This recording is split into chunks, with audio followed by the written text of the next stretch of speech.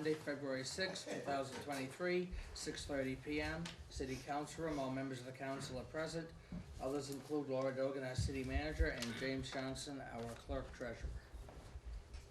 The first item on the agenda is to approve the minutes of January 23rd, 30th, and 31st, and we'll take each one individually. So the first one would be for the council meeting minutes of January 23rd, 2023. Mr. Mayor, I'll make that motion that we approve the minutes of January 23. Motion's been made, is there a second? Second. Made by Mr. Wilson, seconded by Ms. Pedersen. Discussion? Then all those in favor say aye. Aye. Opposed? Ayes have it, motion carries.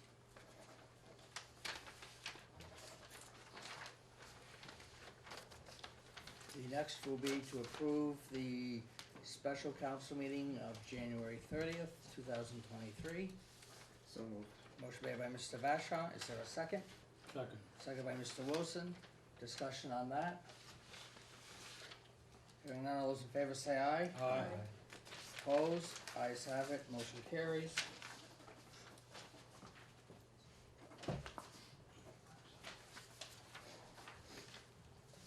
And the final one would be to approve the special council meeting of January 31st, 2023. We would need a motion. Move to approve the special meeting of January 31st, 2023. Motion been made, is there a second? Second. Second by Mr. Vashon. Discussion? Then all those in favor say aye. Aye. Opposed? Ayes have it, motion carries. Give that to Mr. Johnson, excuse me a minute.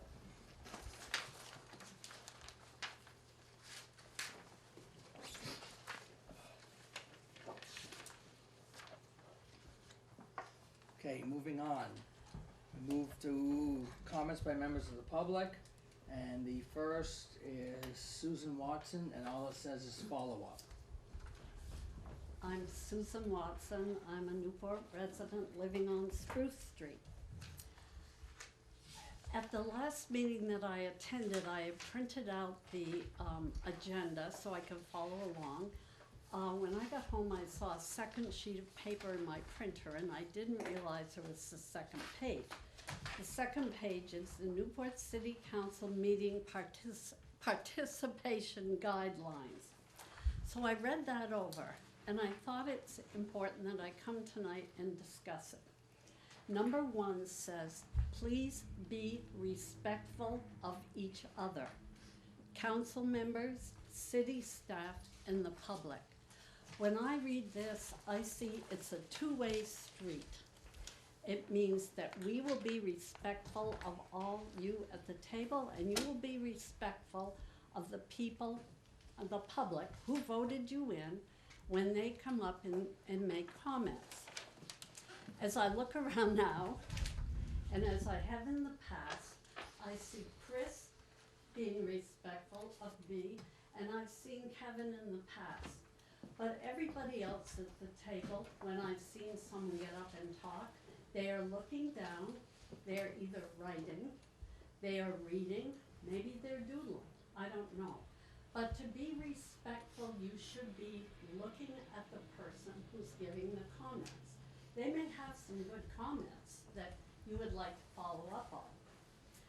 Number 4 says, please abide by the timeline. These guidelines came out in 2017 of January. So they are 6 years old. I don't believe we all have to be warned that we're being timed, and when your 2 minutes is up, there will be a bell or an alarm going off. We know that by now. It's very disrespectful when the time is up and the person is in the middle of a sentence and they get interrupted and told their time is up. Be respectful of the person and let them finish their sentence. The discussion, the number 6 says, the discussion will be limited to the city council members. That's fine, but it would be nice and it would be respectful if when people are giving their comments, that you look at them and maybe give them some indication that you're listening and that you like the comment, or maybe you don't like the comment. But it would be nice, rather than having to stand here and look at the top of heads. As I said in the beginning, it's a two-way street. Respect needs to be given to the people here, and we in turn need to give respect to you. Thank you. Thank you, Susan.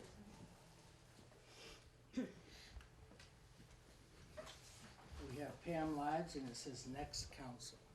Yeah, you have heard us express concerns about the water and sewer budget. If you go to the city website currently and click on water sewer budget, at the top of that it says it was approved by the city council. It was not approved by the city council. It's never been approved by the city council. That's just for starters. But it's pretty clear, based on that budget, that there is going to be a large raise with water and sewer. There has been no opportunity to discuss that and look at the components of what have gone into that budget. You have all managed to kick that can down the road. And I'm saying this now because I want the citizens to hear it, so that they know when the new council is appointed that it's not their fault, that they are not the ones who should be responsible for that. You have been asked repeatedly to look at the water and sewer budget. You haven't done it. So, thank you. Thank you. And then we have Ann Shirillo, Article 3.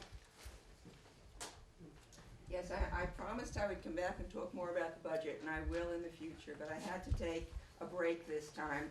I want to talk about a consequence of the budgets, which I call them fudget budgets that you do and have approved. Article 3 is what we vote on March 7th, and I'm asking the citizens to look closely at the budget and the comments on the budget, the lack of our ability to ask questions on the budget, especially the water and sewer budget, which were only presented to us on the day that you were going to vote on the general budget. You're asking us as citizens to say that you can take 4.3 million plus out of us in taxes. And I, for one, will tell you right now that I will vote no on it. And for many years I worried about that. What would it mean if I voted no? Would the city collapse? They wouldn't have any money? And it turns out no. If we voted no on the budget, what would happen is you guys would have to come back, whoever the city council was and the city manager, and rethink the budget, which would be a phenomenal idea. Rethink the budget and come back to the citizens and say, well, would you approve this amount? You think this is fair? Because this budget is filled with fat. And in addition to the fact that it's, and I know it's filled with fat because you came up with a raise for all of the non-union employees that was not a budgeted amount, wasn't even in the original budget, and for a year they got another 7% over their 3% last year.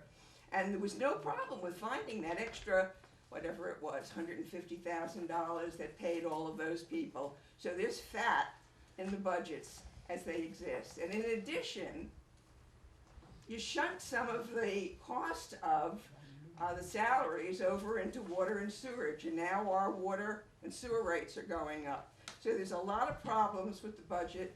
I suggest the citizenry vote against it. You can vote against it, even if you're not on the city council anymore. And you don't even have to stand up and say, or sit there in city council and say, no, that's not right, because that takes nerve. And you might not have had that nerve, though some of you have had it in the past. When you go in to vote, nobody hears you say yes or no. It's confidential, so you can say no and nobody will know about it. And I really hope the citizenry this time says no about this budget and gives the next council a chance to figure out what the hell's going on here. Thank you. Thank you,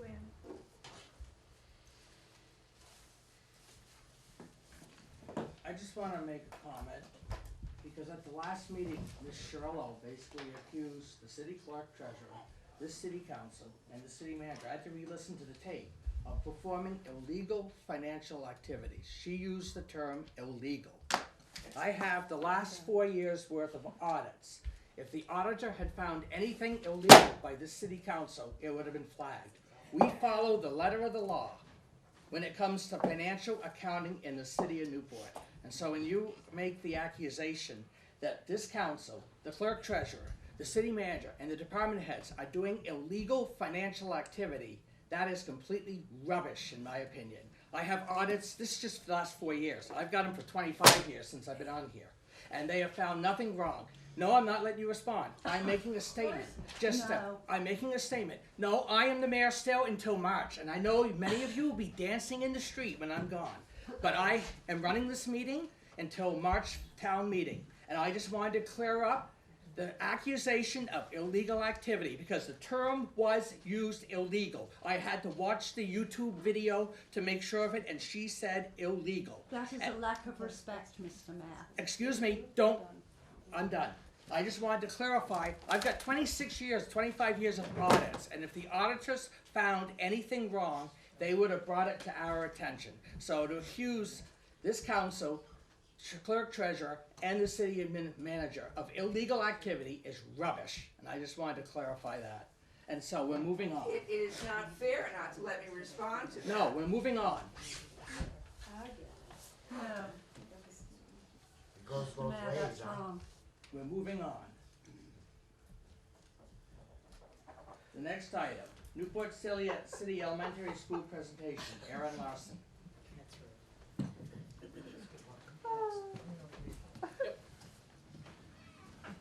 Hi, welcome. Thank you for having me. Have a seat. All right, great.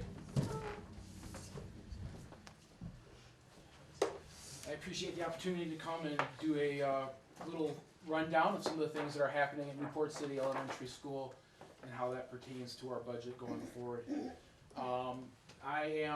Let me just start by introducing myself. My name is Aaron Larson. I'm the principal at Newport City Elementary School. This is my first year in that role. I was the assistant principal for 4 years before that, and many of you may be used to Mrs. Lane Collins coming and doing this presentation for the past number of years, but she's moved on to be our superintendent of schools, and so I was able to step up into this role. It's an honor to be here. A school year never goes the same way one school year to the next. There's always changes, and there's always things that happen. And change in leadership is one of only a few of the changes that have happened at Newport City School this year. So I'd like to go through some of the things that we have going on in our school, and then I can relate how that pertains to the budget. In addition to the change of leadership this year, we've adopted a new math program, K-6. Really provides a lot of consistency for our kids through the grades with math. That's been well received by our teachers and by our students. Also have a new phonics program, K-3. Again, really trying to create a consistent approach that's well informed and provide professional development for our teachers to be able to implement that in a really positive way for students. In addition to those changes, we've made some investments in safety for the school over the past couple of years. I didn't realize until stepping in this role how expensive an exterior door can be. And I know those prices went up with COVID, but that was one of the things we added. Also a new keyless entry system to really control access control in and out of the building and be able to provide a safer environment for our teachers and our students. Also upgraded some camera systems to be able to have better coverage, especially focusing on the outside of the building. That's been a really a nice addition to our school. In addition to that, we've faced many of the same problems that other schools in our community have faced with struggling to fully staff our schools and our positions. We started the year with 2 teaching positions unfilled. We had to make some adjustments so that we have classrooms covered, but the impact of not having those positions filled, it's still real, even though we try to minimize the effect. We also had a real shortage in support staff to start the year. It has a real impact on the systems and on the safety of our kids. luckily, we have been very fortunate. We've hired, I think, either 5 new people since the beginning of the school year.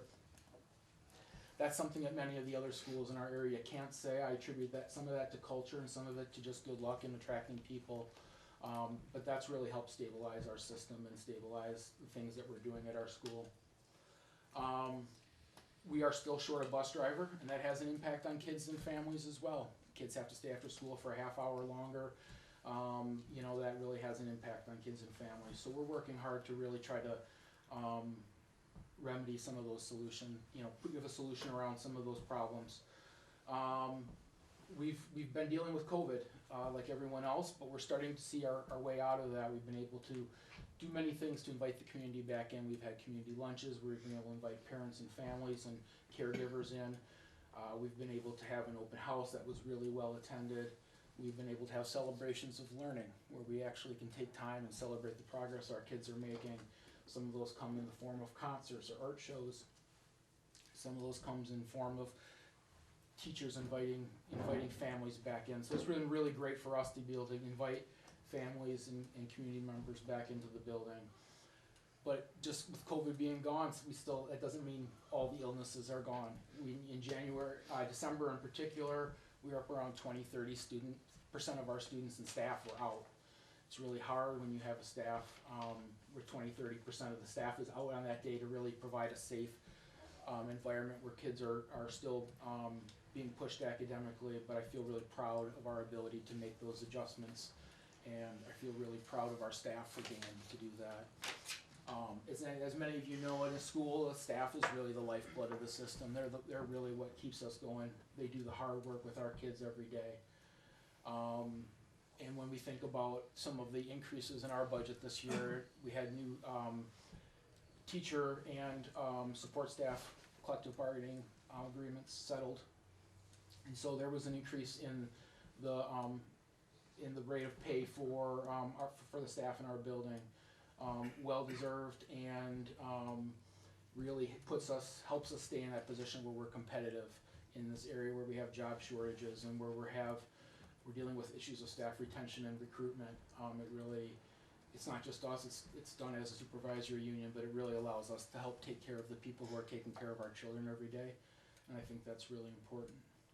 Other factors influencing our budget this year are really around experiences for kids. Every year we have the auditors come out and they take a piece of our playground equipment away, and at this point we got just a bunch of poles sticking out of the ground. So we have somebody in this year's budget for a playground. It's really important to have a safe place for our kids to play, but it also, the more positively engaged students are in the playground, the less behavior issues we have, and the better we see them come into our building focused, ready to continue to learn. So that's really important. Also, we've just had some furniture in our building just haven't been addressed in a long time. We got mismatched furniture that's really not holding up well and meeting the kids' needs, and so there's a small increase around that. Additionally, we have a couple other spots we're looking to add some personnel around our building. We have 330 kids in our building. We have 1 person in our front office. It's tough to answer phones and provide all the service for families and parents and teachers to meet those needs. And we've been doing it for a while because we've had 1 very, very productive person in that role, but that's not sustainable. So we're looking to make an increase there. The other spot is that the state keeps adding changes around what we're expected to do, around how we support kids, around how we provide ESTs, which is our educational support teams, how we differentiate for kids, and provide different layers of support for kids. As the state keeps making those changes, we need to respond. One of the ways that we're doing that is with an EST 504 coordinator.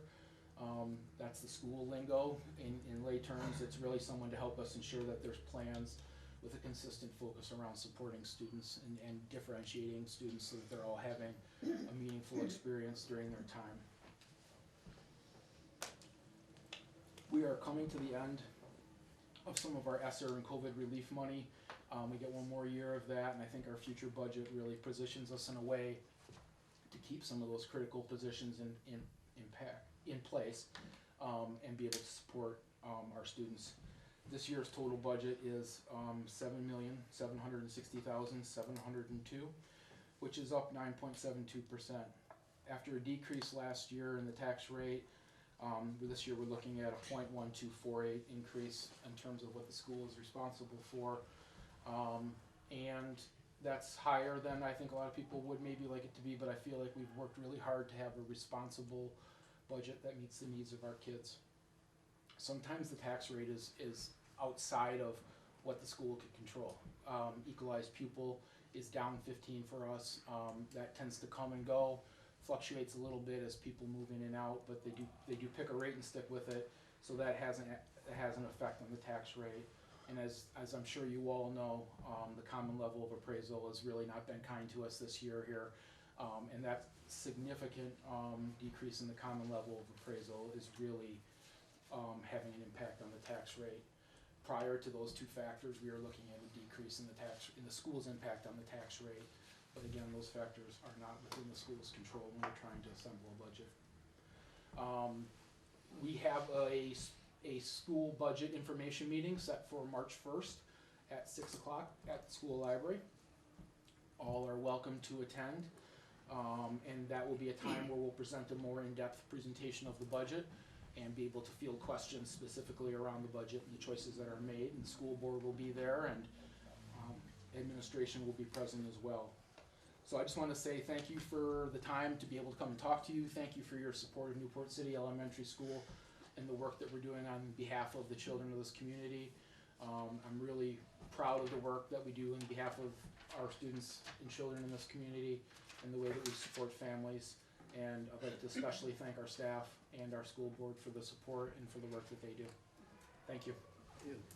So just, I just wanted, I'm sorry, I just wanted to say that the 9.72, right, percent is the school budget, but it doesn't mean necessarily that's what it's going to be on the town, because it all depends on the state. Right, that's the spending year to year. Yeah. Yep.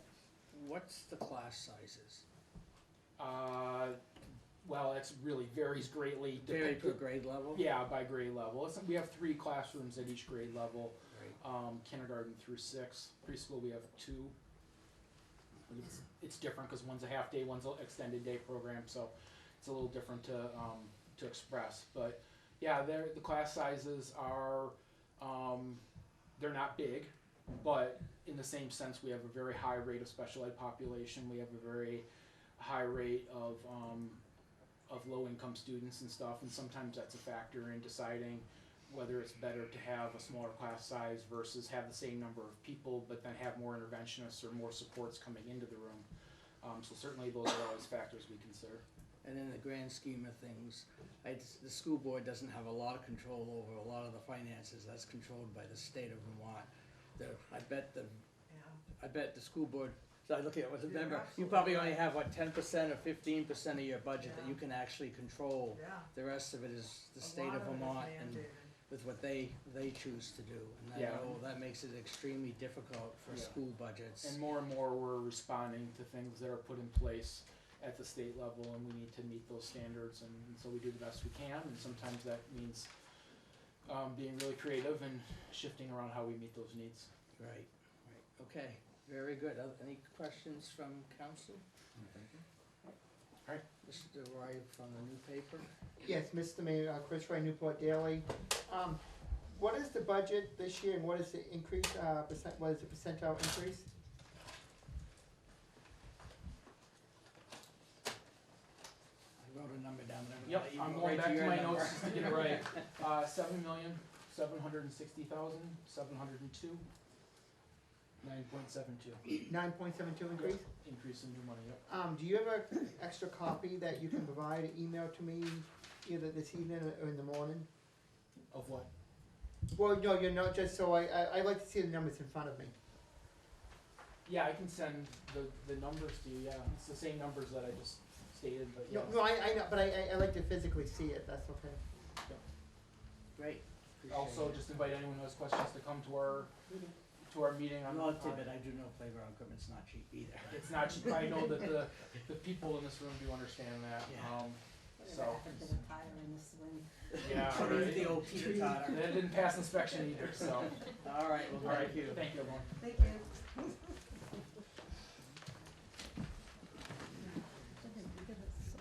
Okay, next we have Frank Rashadi from Lago, 95 Main Street, to give us a brief overview of his plans for his building.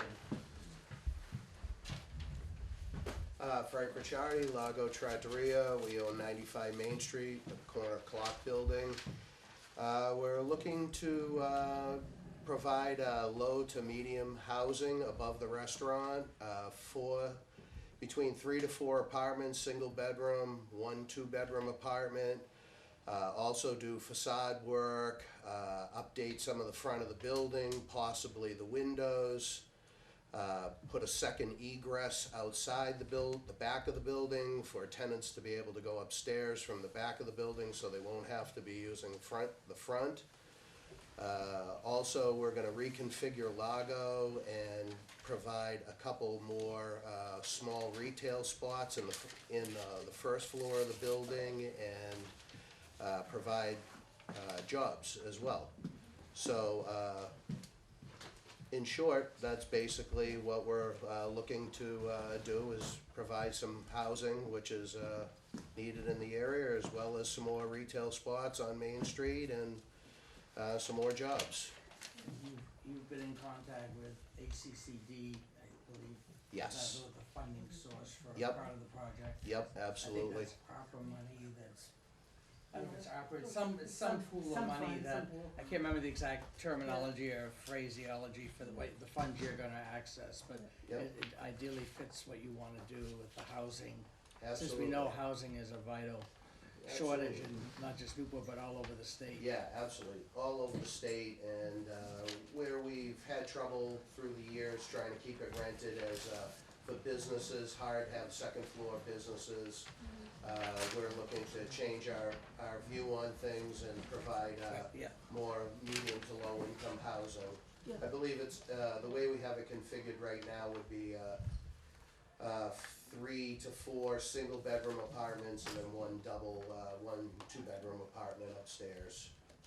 it's the CRRP, Community Recovery and Revitalization Program. I Yep, couldn't remember. Absolutely. Which is, And in the meantime, we're gonna also reconfigure Lago, like I said, and then provide 2 more possible rental spots on the first floor of the building, and be able to provide jobs. We actually have some people already looking to possibly rent those spots from us.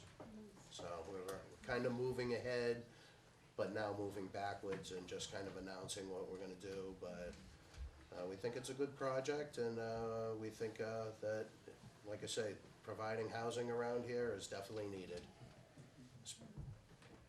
sounds good. I put, we've been in contact with NVDA, I know, because you need a letter of support. It was that, they actually covered 2 of the letters. That was confusion, because I talked to Dave down there. Michelle's been talking back and forth Yeah. with Dave, as well as Yeah. several other people. We're trying to get in touch with the fire marshal, not the fire marshal, but can't think of his name.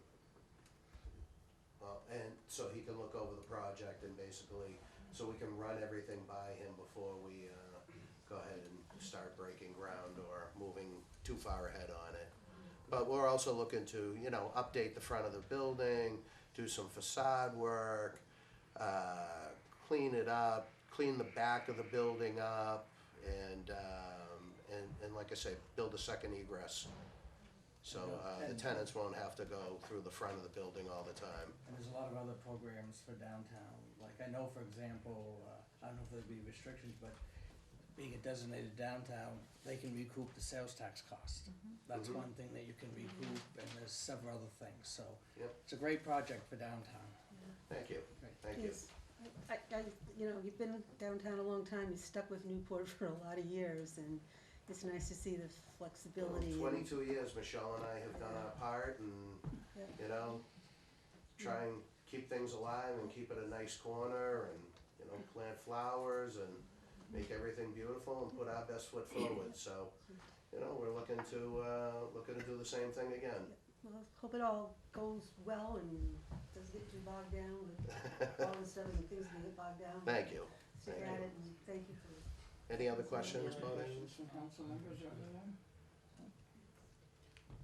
Mr. Mayor, is Mr. Riccardi willing to say, I hope I pronounced that right? Rich Hardy, Riccardi, I'm sorry. it's okay.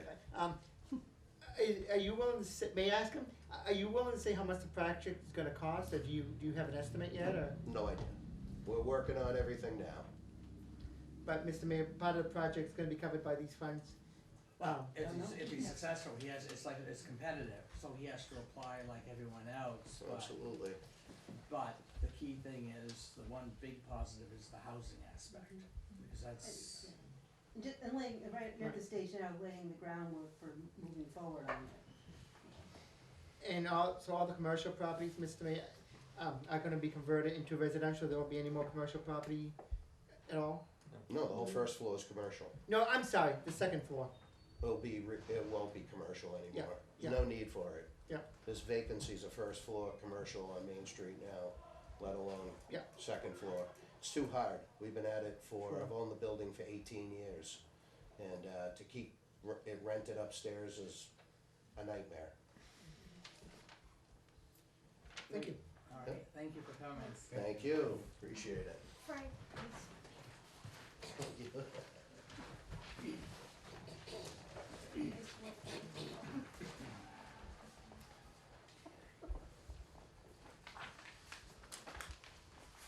The next item on the agenda is the 2023 coin drops. The requests all came in, and the coin drops are as follows, that we would need to approve. We have the Veterans of Foreign Wars of the U.S. Auxiliary, it would be May 27th. They're all on Saturday, May 27th, 8 to 2 p.m., 8 a.m. 2 p.m. We have Newport Parks and Recreation, June 11th, 9 a.m. to 3 p.m. Newport Fire Department, July 8th, 8 a.m. to 2 p.m. American Legion Post 21, August 12th, 8 a.m. to 2 p.m. The Veterans of Foreign Wars of the U.S. Post 798, September 9th, 8 a.m. to 2 p.m. The Newport Recreation Committee, October 7th, 9 a.m. to 3 p.m. And the Disabled American Veterans, DAV, November 11th, 9 a.m. to 3 p.m. We received the letters, they were all received, dated, postmarked, date received. And so these are the coin drops for 2023, and we would need a motion from the city council to approve them. Mr. Mayor, I make a motion, we approve the coin drop for 2023. A motion made by Mr. Wilson, is there a second? Second. Seconded by Ms. Pedersen. Discussion on the coin drops. And hearing none, all those in favor say aye. Aye. Opposed? Ayes have it, motion carries.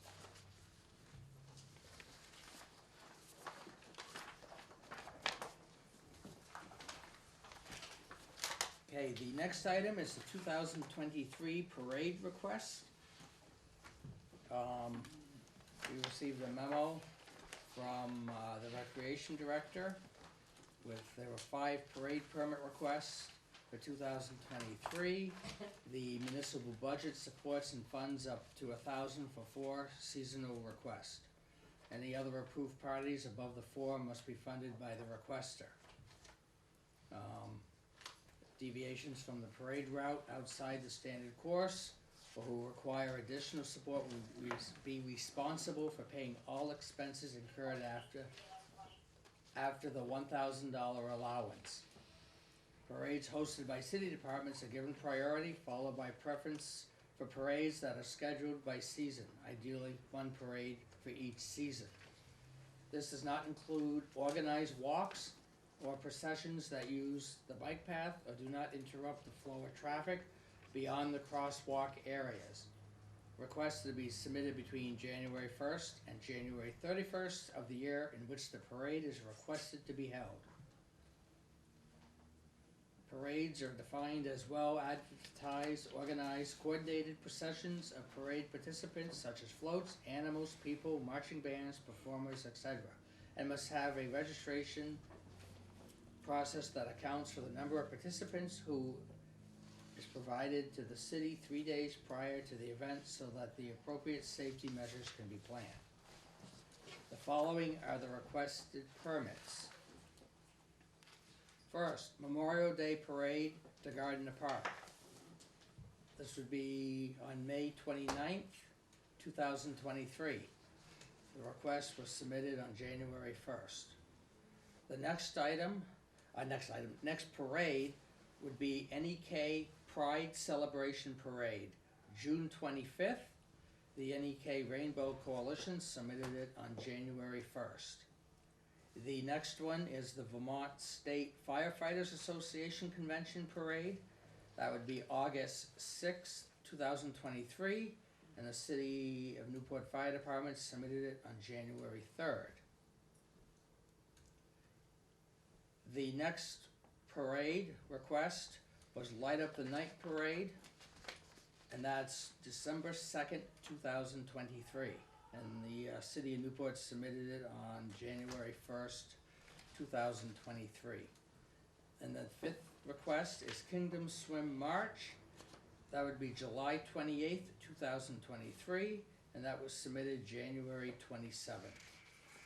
Those are the parade requests for the upcoming year. I believe the department heads, the police chief, everyone has reviewed the applications for the request. Is Mike here? Do you have anything you'd like to add to any of it, what I was just read through? You said it pretty good. Okay. And they've all met the requirements? Well, you've got 5 parades, but you can fund 4. Right. Right.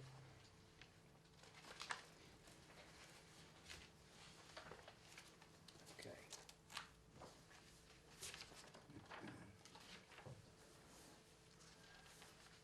Council, have questions on this or comments?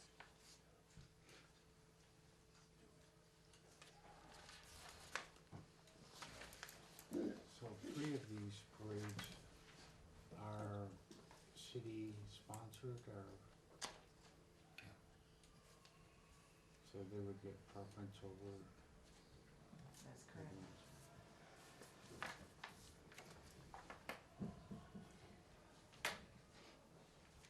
else. So is the firefighters association, is there a convention here in Newport this year? Yes. Yes, okay. That's what I thought. Mr. Mayor, we'll withdraw our request for funding. We'd still want to do our parade, but we don't want to take away from the funding for the other parades.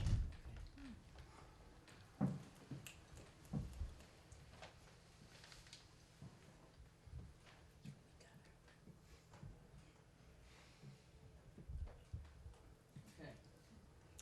Questions from council on the applications for parades?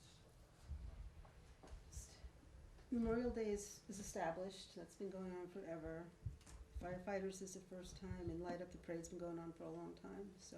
Actually, it's the second time the firefighters have Second come to time, I'm Newport. sorry, that's right, I did read that. 2003 was the last time. Yeah. Yeah. And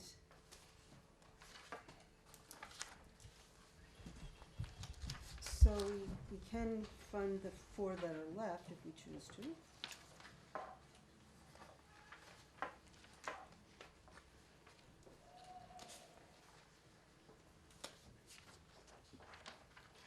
Is anyone here from the Pride Celebration Parade? Yes. Yeah, so what can you tell us about it? What organizations, I mean, what have you organized so far? Were you gonna get them in?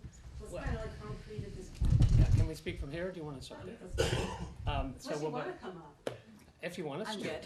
Okay. Well, my name is Michael McLeese. I'm one of the co-lead organizers. I'm Esme West, other co-lead organizer. Right, and we've been an organization for about 6 months. We're grassroots. And I don't know, we have about 45, 50 members at this point. We have been meeting regularly every 2 weeks. The meetings is from 2 weeks ago, from now until the Pride event, are going to be a parade all day, every day. We really want this to be an exciting event for the community. We are considering it a family event. We want to reach up into Canada. We'd like to see this be an international Pride event, which will be a first for Vermont, maybe probably many other border states. We've been, do you want to even help me out here? We're working hard. We have, how many, like 7 teams at this point? Seven teams, with all distinct duties having to do with the planning and advertising and marketing and all of that. You know, so we're in the process of forming those teams now, and once they're formed, then the team captains will be in charge of organizing their aspects of the parade and of the event at Gardner Park, and reporting back to the organizing team. So there is a total of 4 members of the organizing team right now. Yeah, you should know that we have support throughout the state at this point. The Pride Center of Vermont has been very beneficial. We're getting requests from other areas of the NEK that we're not just for Newport or Derby. We just got a request the other day from St. Johnsbury, a group of LGBTQ young people who don't have many resources there. So we're going to see what we can do to help them out. I think I would like to communicate as well as I did our city manager when we met. It would be a wonderful thing for this area to show that the NEK is open to diversity, you know, and that we have a big, beautiful pride, colorful parade here, and then an event at Gardner Park, I think is what that's called, so that people can realize that diversity is welcome here in the NEK. It will, well, it'll bring business for sure. That's one thing it'll bring. But it'll also bring good wishes, you know, especially for those of us who live here. Do you need to add anything? Not that I can think of. Thank you, I was kind of just interested in a little organization, so thanks for answering. Thank you. Any other questions or comments on it? Yeah, my question is, we have the monies set aside for 4 requests, but there's 5 requests. Phil withdrew. He withdrew, but he still wants the parade. He still wants the parade. You can have as many parades. The funding is only for 4 Okay. that the city provides. He withdrew the funding Sounds request. good He then. still wanted the parade. Oh, it's easy then. Anything else from members of the council? And we would need, oh, did you have a question? Nothing. Oh, no, okay. And we would need a motion. I move to approve the 2023 parade request. A motion has been made. Is there a second? I'll second. Made by Mr. Vashon, seconded by Mr. Charbonneau. Discussion? Then, all those in favor, say aye. Aye. Opposed? The ayes have it, motion carries. To all the parade requests, good luck with your parades. Okay. Let me see. The next item is the certificate of highway mileage. This is the annual certificate that we vote on every year and sign. And not much has changed over the years. It's the same mileage in the city. And this all ties into our state aid to highways. So we would need a motion to approve the request. Mr. Mayor, I'll make that motion. Motion is made to approve the certificate of highway mileage. Is there a second? Second. Made by Mr. Charbonneau, seconded by Mr. Wilson. That was on a mental block. All those in favor say aye. Aye. Opposed? Ayes have it, motion carries. So we all need to sign it. Okay, if there are no changes in mileage, place an X in the box. So I'm going to. I read that. No change? Did we take one street off, that one we gave to the church?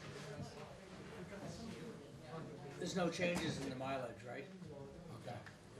So I'm gonna X that.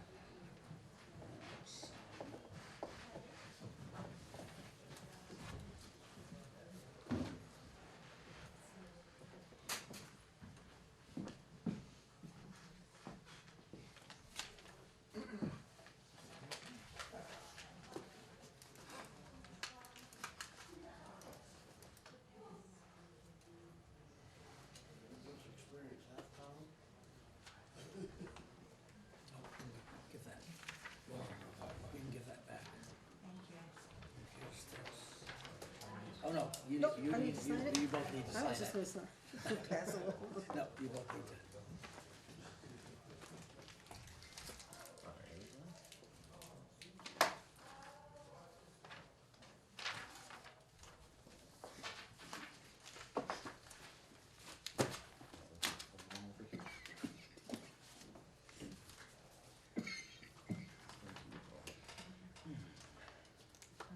This has to go to Jim for Jim to sign. Oh, he's got a, Yeah, and then I'll be glad to take it. oh, yeah. Our clerk's got a sign it. I was always so notorious for not passing papers down the line.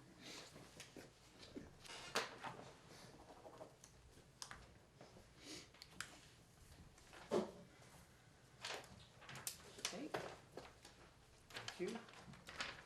Okay, moving on. Mr. Johnson, new business. Yeah, I do have. That time of year again when we get requests in for liquor license renewals. These are all repeats, so I haven't gone to Travis to see if there's any questions on it.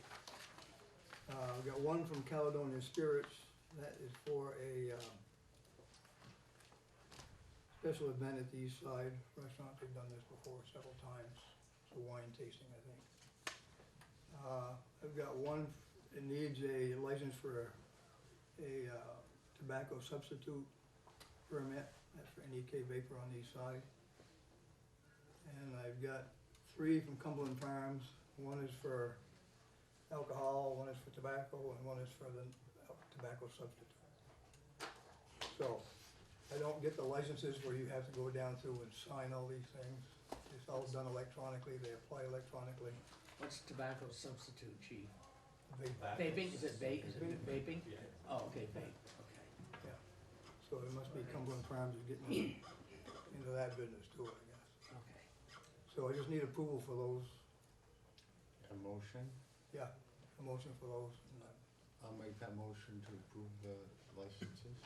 Motion made by Mr. Charbonneau, is there a second? Second. Second by Ms. Pedersen, discussion? None, all those in favor say aye. Aye. Opposed? Ayes have it, motion carries. Thank you, there'll be plenty more when we get started, Other new business? that's all. Okay, Mr. Charbonneau? Mr. Wilson? Yeah, I have one thing, I happened to be at the office last week when a gentleman from Burlington called. They are hooked in with the VA and the Department of Defense. And last year they had a ceremony in Plattsburgh, and they picked Newport, Vermont this year. And it's a Vietnam Veterans Day observance and pinning ceremony on the 29th of March. He's already been in contact with Mr. Brown, and I'll sneak into that meeting with him on the 14th. And I believe he said that they offer counseling services and any other areas how they can help local veterans. And I believe he said they were gonna try to do it around 4:30, 5 o'clock at night.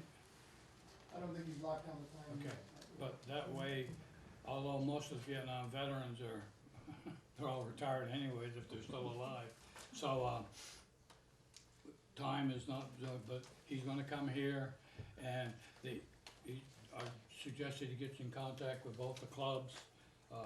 There is a smaller organization out of White River Junction, and they come up here occasionally with their van, and it's Veterans Crisis Line and the Vet Center.